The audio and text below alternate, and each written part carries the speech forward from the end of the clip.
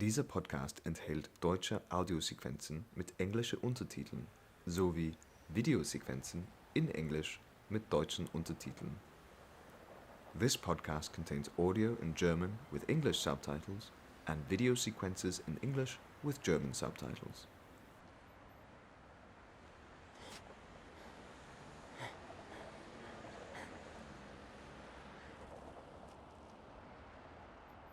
Dearest neighbourhood,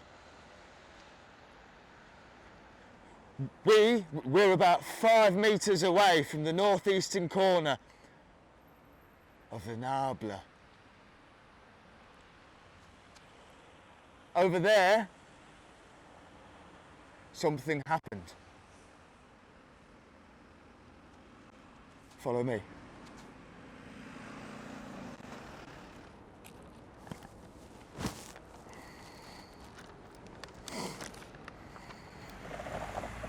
We need to talk about that Schmidt curse.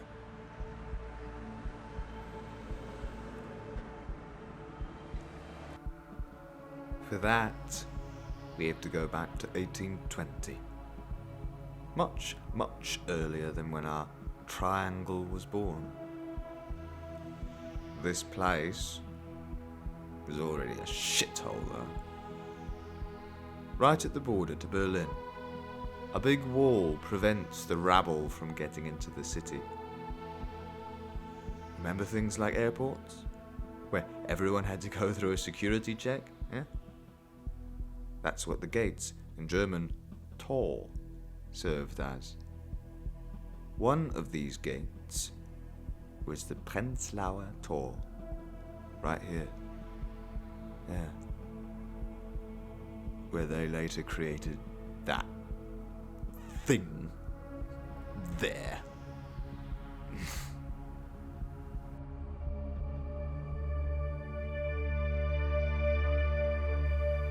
Schmidt oder Der Fluch der Ahnen. Namaste, werte Nachbarschaft. Heute möchte ich euch die Geschichte einer besonderen Beziehung erzählen. Dafür öffne ich mein Refugium heute einmal zu einem Zwiegespräch. Ich begrüße dafür die Stimme von nebenan. Namaste. Es freut mich, heute bei dir gehört zu werden. Um genau zu sagen, bin ich nicht nebenan, sondern unter dir. Ja, so sieht's aus. Wir lernten uns kennen, als du dieses Haus bezogen hast. Ich wohnte hier schon ein bisschen länger. 3 Jahre länger, um genau zu sein. Genau. Ich hatte eine lange Zeit der Wohnungssuche hinter mir. Und als ich dann das hier hatte, es war wirklich ein Geschenk. Vor dir lebte ein älterer Mann in deiner Wohnung. Der war immer ganz ruhig. Nur eines Tages, da hat er dafür gesorgt, dass alle, also wirklich die komplette Nachbarschaft, sich auf der Straße versammelten. Der Tag, an dem der Gulasch brannte. Die Geschichte hörte ich später immer wieder. So wie ihr sie alle entweder erlebt oder erzählt bekommen habt. Er muss wohl eingeschlafen sein. Jedenfalls sorgte der Gulasch auf dem Herd für einen solchen Gestank und jede Menge Rauch, dass irgendjemand im Häuserblock wohl panisch wurde und schnell die Feuerwehr rief. Meinen Vormieter muss das alles total überrascht haben. Angeblich wurde er in Unterhosen von den Feuerwehrleuten rausgetragen. Ja, also nicht richtig rausgetragen, eher so rausgezehrt. Aber ja, das war ziemlich peinlich. Die Unterhose war irgendwie auch feucht. Angeblich soll ihn das traumatisiert haben. Er war vorher nicht gesprächig und danach auch nicht. Hatte keine Kontakte im Haus. Seine Partnerin war wohl ein paar Jahre früher gestorben und wenn er rausging, dann nur zur Frittenbude vorne da, wo später das Surkamphaus stand. Er war komplett in sich isoliert, aber er hatte es geschafft, wenn auch unfreiwilligerweise, dass wir, einer Hausgemeinschaft, die sich so gut wie nie gegenseitig zu Gesicht bekam, auf einmal gemeinsam draußen auf dem Bürgersteig stand. Vereint in eurem Überlebenswillen. Ich gehörte zu den Ersten, die unten waren. In kürzester Zeit begriffen wir. Da waren noch Menschen im Haus, die den Ernst der Lage noch nicht begriffen hatten. Bei denen klingelten wir Sturm und riefen die Gefahr aus uns raus. Jede Minute konnte über Leben und Tod entscheiden. Das war ein prägender Moment für euch. Man kann sagen, dass wir damals zum ersten Mal eins waren. Und alle die nach uns ins Haus kamen, so wie du, konnten nicht auf diese Erfahrung zurückgreifen. Jene Erfahrung, die uns später half, uns selbst in den anderen zu sehen und uns als ein Wir zu akzeptieren. Ja, und genau darin lag das Problem. Euer Gemeinschaftsgefühl war auf diesen einen Augenblick beschränkt. Alle, die nicht dabei waren, waren die anderen. Nicht nur ich, auch die anderen Neuen waren außen vor, auch der ältere Herr. Er merkte es, dass über ihn geredet wurde. Es machte etwas mit ihm. Bis dahin hatte er sich zwar nicht gehört gefühlt, aber trotzdem sicher. Ja, das kann's gewesen sein.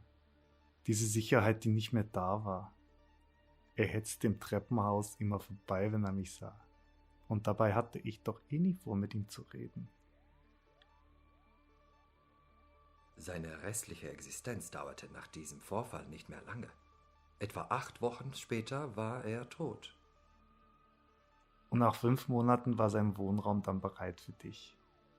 Ich dachte mir so, was für eine tolle Hausgemeinschaft. Junge Leute, alte Leute, coole Typen. Unser Kennenlernen lief locker, kann man sagen. Naja, du warst schon ein bisschen steif. Wie meinst du das jetzt? Nur so zu klingeln und sich vorzustellen, hallo, mein Name ist und ich wohne jetzt hier. Fandest du das nicht nett? Ja, klar war das nett. Aber eben unangebracht, fand ich damals. Das ist interessant, dass du das jetzt sagst. Ich wusste nicht, dass du mich damals schon... Es folgt ein Bildungsvideo. By that time, being poor was actually a crime. Yeah, people got punished for not having a place to stay. So all these poor people, they were just trying to get a bed for the night somewhere. And wherever there is need, there is also greed and evilness. One of these evil and greedy persons was C.F. Schmidt. He owned some property at Prenzlauer Straße 3. He had a big house and also some stable, exactly where they created this street later. So on one freezing night in January 1820, curious neighbours went into these stables and were exposed to something they could only describe as a colony full of human-like, smelly creatures. Schmidt, in fact, was renting his stables to 17 families, mostly children, elderly, sick people. They were beggars, prostitutes, or whatever. This, of course, caused a big scandal around the shithole. People realised that Schmidt was really shady. He was using these poor families' poorness to his own advantage. Somehow, this episode still has a happy ending for the 17 families. Because the shithole neighbourhood, they felt guilty and wanted to help them, all except for evil Schmidt. His business plan was destroyed now. Nobody was paying any more rent to live in his shithole stables. And Schmidt, he had some powerful friends in the authorities, because that's how it was at the time. The evil people, they were always with the power. So he, Schmidt, actually managed to sue the city of Berlin. And you know what? He won. The city of Berlin had to actually pay him, C.F. Schmidt, for the loss of his income. Let's pause a bit on that. That's where Schmidt were cursed for his greed and evilness.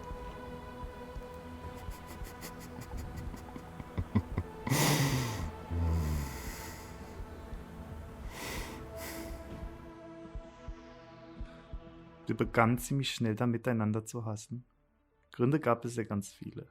Zu dünne Wände, Stress im Beruf, Stress im Bett, generell Stress mit allem, was damit so zusammenhängt.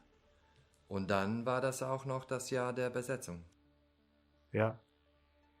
Ja, das hat das Fass wohl zum Überlaufen gebracht. Du warst damals ziemlich gut connected unter den ganzen Staub zu Glitzer, Leuten. Ehrlich gesagt kannte ich so ein paar von denen nur so von Partys und so. Aber die Gelegenheit war einfach spannend. Ein Haus besetzen. Ein großes Haus. Gleich nebenan. Und dann auch mitbestimmen zu können. Obwohl du gar keine Ahnung von Theater hattest. Und auch kein Interesse daran. Das hattest du ja selbst gesagt. Und genau das hast du nicht gemocht. Dass jemand in deiner Berufung, wie du es damals nanntest, etwas mitzubestimmen hatte. Zumal du da drin ja gar nicht vorkamst. Also in dieser Bewegung der Aufbruchsstimmung. Ich war einmal da während der Besetzung und das hat mir gereicht. Ich habe es einfach nicht gecheckt, also was man da wollte. Wir wollten mitbestimmen. Selbst entscheiden. Gestalten. Ja, aber wie? Das war damals erstmal nicht so wichtig. Es ging erstmal um die Teilhabe, dass sich etwas ändert. Plötzlich schien alles ganz leicht. Utopie und so.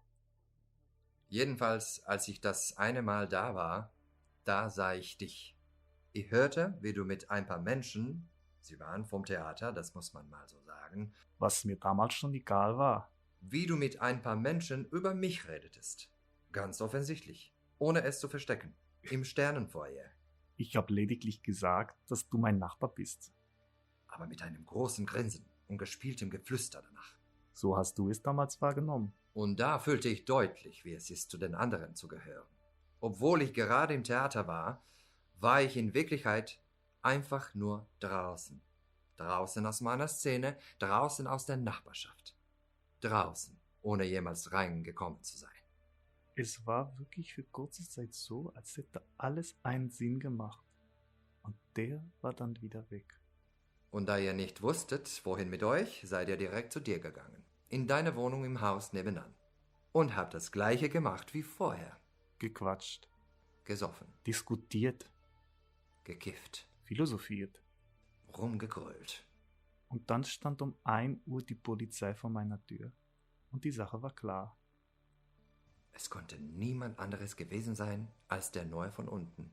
Der geleckte, erfolglose Schauspieler. Das hattest du dir damals alles nur eingeredet. Das habe ich gehört durch die dünnen Wände. Und? Hast du damals die Polizei gerufen? Tut das jetzt noch was zur Sache? Das tut es nicht mehr. Denn du, ich, wir sind ja hier, um darüber zu sprechen, wie wir diesen, kann man sagen, Kampf, Ich denke schon, ja. wie wir diesen Kampf als das erkannt haben, was er war. Ein lächerliches Kinderspiel. Von da an nichts mehr ohne Grausamkeit zwischen uns. Kaugummi im Briefkasten. Besenstiel, der gegen die Decke haut. Kleberband über die Türklingel. Nicht angenommene Paketsendung. Geklaute Fußmatten. Und natürlich noch weitere Polizeibesuche. Es war natürlich nicht ständig so. Wir reden jetzt hier von Vorfällen über mehrere Jahre hinweg. Manchmal war es auch ganz harmonisch. Stimmt. Wenn es bei mir mal gut lief. Oder bei dir. Also Beruf, Sex oder was auch immer.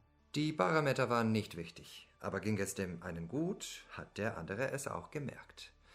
Denn er ließ den anderen in Ruhe oder ging nicht darauf ein. Es machte nur Spaß, wenn der andere auch wirklich richtig mitmachte. Wir hatten tatsächlich auch Spaß daran.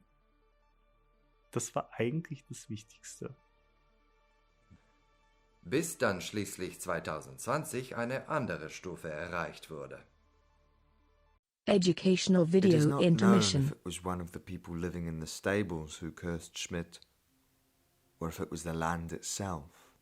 We just know that this curse was very powerful, and it struck when no one saw it coming. And once it did strike, it was very, very bad. In 1922, right at the scene where 100 years earlier the stables had been located, Friedrich Schmidt was living in this house with his family. He was a barber who had his salon on the first floor. Everybody in the neighborhood got their hair cut by him. He was a respected member of society.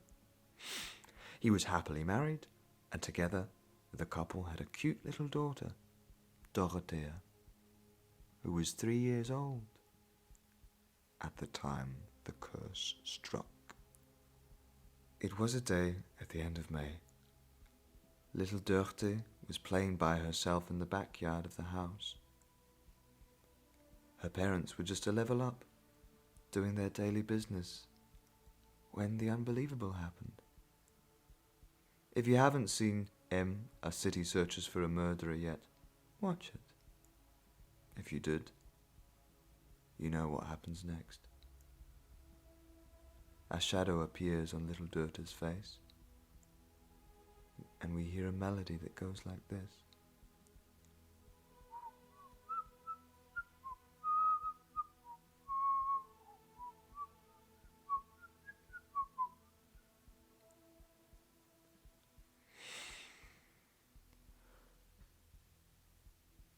The shadow has a voice, and he offers Dörte some candies, but Dörte is smart enough to not take anything from strangers. Her fate, however, is sealed. She wants to escape, but the knife the shadow has with him is too fast and too sharp. Dörte gets stabbed in her little body, yet manages to escape the shadow. She finds the strength to get a level up, where she dies in the arms of her parents, who will be devastated for life.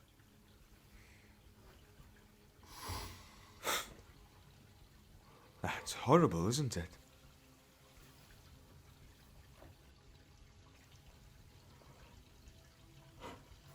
And the worst part? The shadow managed to disappear. He was never caught.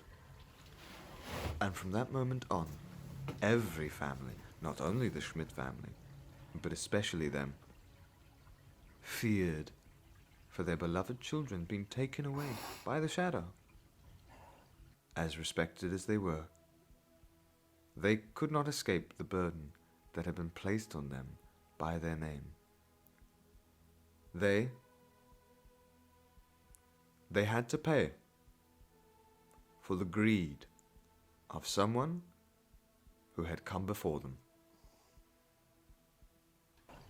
It's always the children that have to pay for the evil of their ancestors.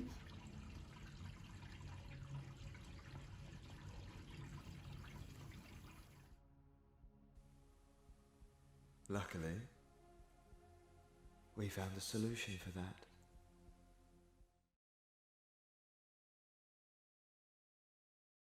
Der Beginn der Isolation. Ich hatte es tatsächlich geschafft, mein Leben auf 47 Quadratmeter neu zu strukturieren. Auch wenn es anfangs noch schwierig war, es war machbar. Leicht für dich, aber nicht für mich. Ich war das alles nicht gewohnt. Zu Hause bleiben, sich an Regeln halten.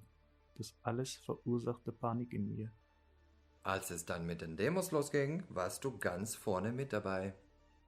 Es kam aus einem Gefühl der Hilflosigkeit und von Unverständnis. Und da sah ich mich in dem Bild, das ich von dir hatte, bestätigt.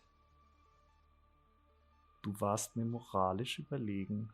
Davon gingst du zumindest aus. Das stimmt. Ich war zwar komplett von der Situation betroffen. Keine Arbeit mehr, kein Geld, aber ich zwang mich dazu zu verstehen. Aus Vernunft. Ich hatte Arbeit, mehr als vorher. Aber es ging mir nicht um mich. In diesem Augenblick, da dachte ich an alle. So So sahen sahen die wir das das damals. Du hast es mir so leicht gemacht, dich zu hassen. Der Egoismus in Person. Und ich dachte gar nicht daran, dass ich dir im Weg sein könnte. So generell in deinem Lebensprinzip. Aber es war wohl wirklich so. Wenn sich jemand zu viel Raum nimmt, muss er sich nicht wundern, dass er sich irgendwann an was anderem stößt. Du hast meine Freiheit zerstört, indem du mir die Lust auf laute Musik in meiner eigenen Wohnung verdorben hast. Und du hast meine zerstört, indem du in meine Gedankenwelt eingebrochen bist und dich da eingenistet hast. Irgendwann im Januar 2021 war es dann soweit. Du musstest 1.800 Euro zahlen, nachdem sie dich erwischt haben. Beziehungsweise habe ich mich erwischen lassen. Und dir? Mit ein paar Kumpels zu Hause nach 10 Uhr. Es war halt mein Geburtstag. Es war die erste Arbeitswoche für mich im Impfzentrum. Ich war einfach müde und gereizt.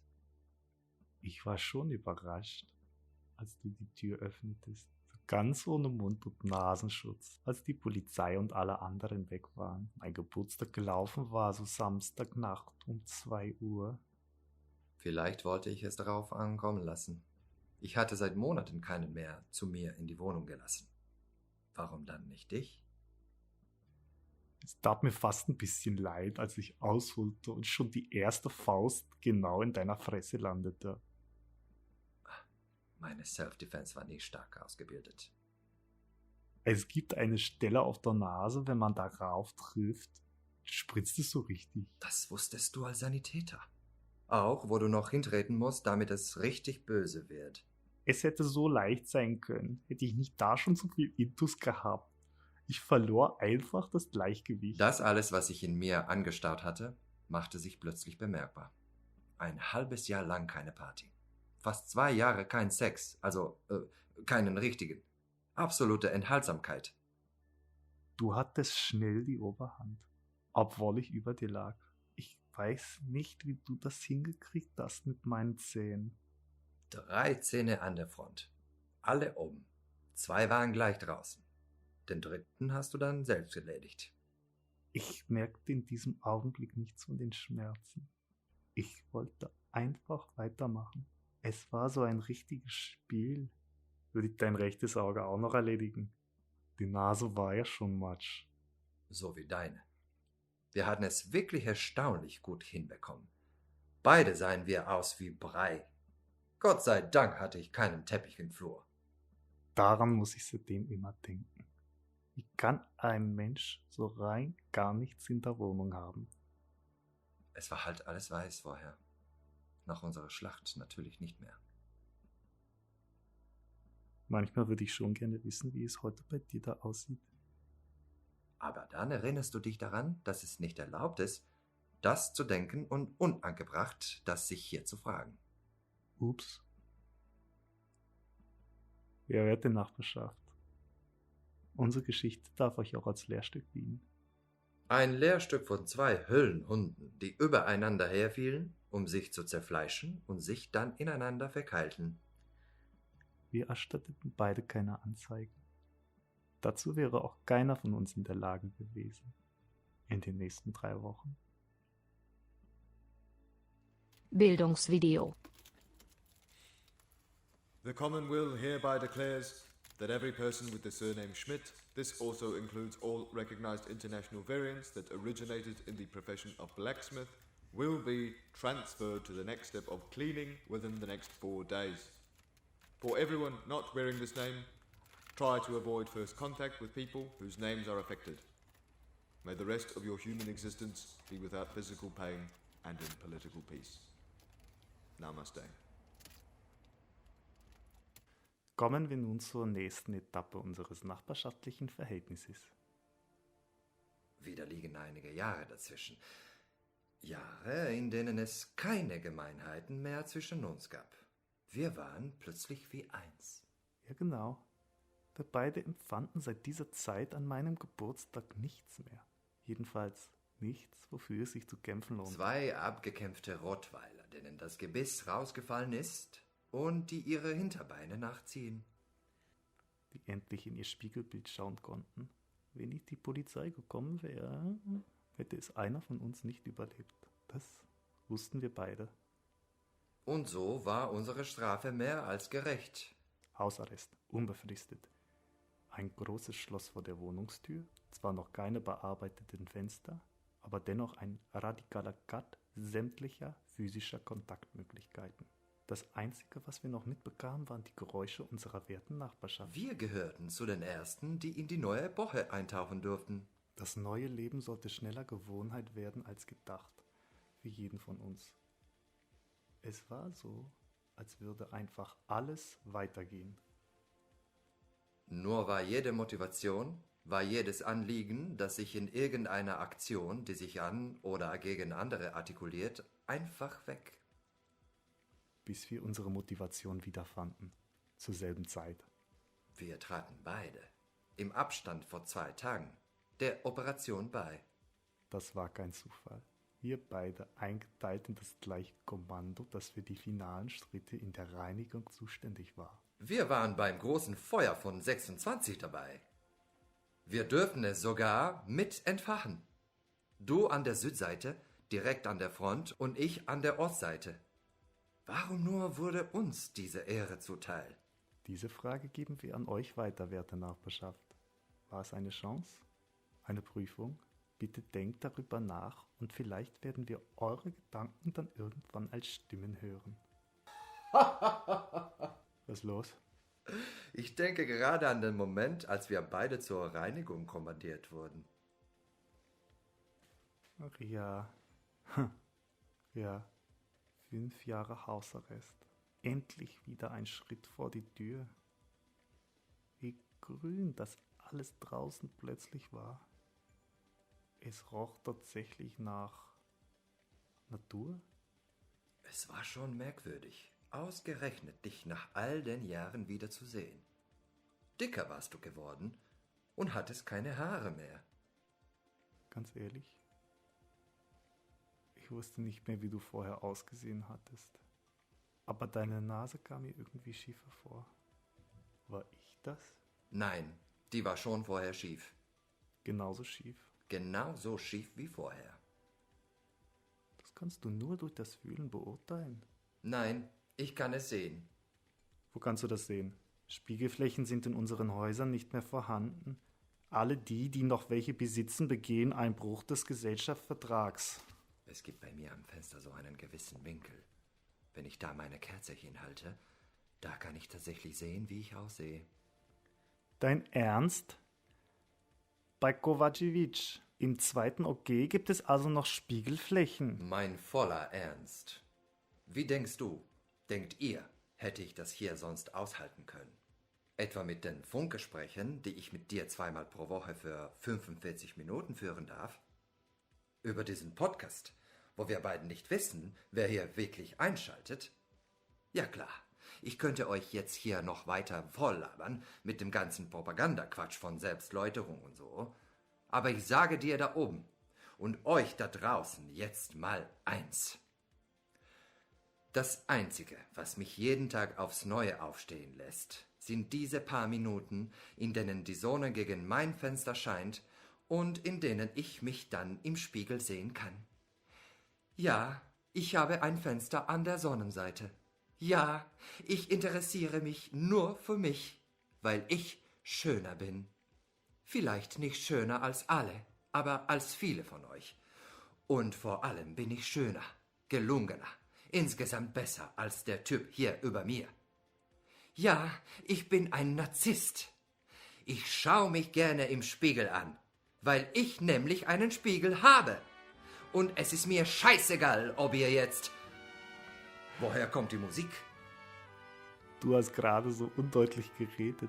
Da ist wohl ein Störsignal in der Frequenz. Wie machst du das? Das geht doch nur noch über Kopfhörer. Das ist nicht mehr erlaubt. Geräusche, die nicht vom Menschen kommen und durch unsere Wände dringen. Darauf steht die Höchststrafe.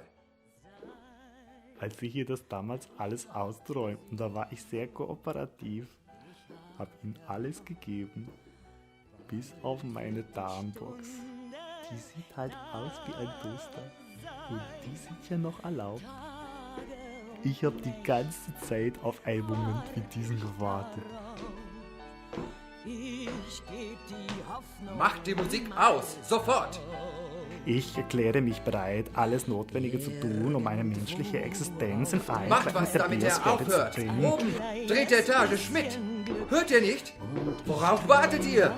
Ich stelle meine Person und meine ganze Kraft unter die oberste Richtlinie des allgemeinen Willens. Tötet ihn! Tötet den Vertragsbrüchigen!